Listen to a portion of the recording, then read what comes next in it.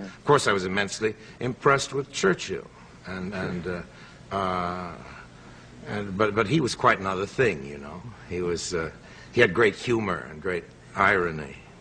He went to see me when I played Othello on the stage in London, and I heard a low murmuring in the front row.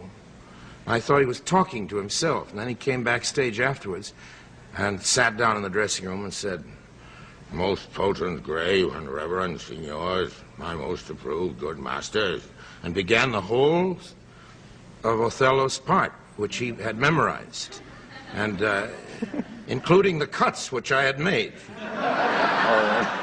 which he read with a good deal of extra emphasis. And then a few years afterwards, I happened to be in Venice trying to get some money for a movie during the festival, and poor Churchill had been, right after the war, as you know, crest of the greatest victory that any single man had ever presided over in modern history, was voted out of office.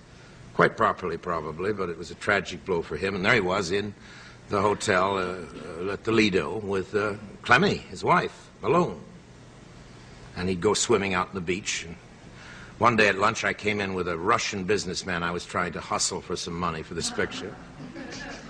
And as we passed Mr. Churchill's table, Mr. Churchill saw me and made that little gesture, and the Russian went out of his mind. This is a white Russian, not a red Russian. This is a, you know, a hustling, semi-Armenian Russian. And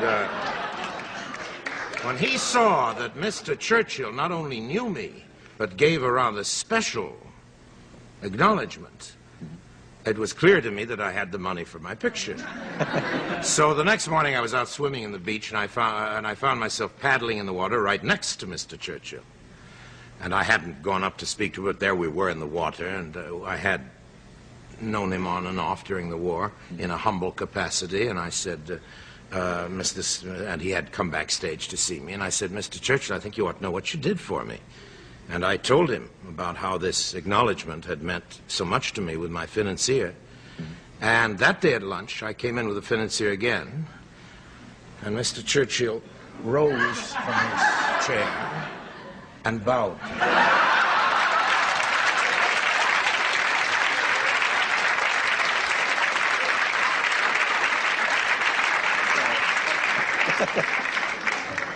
That is good. Pretty good, That's good. We'll be back after this message.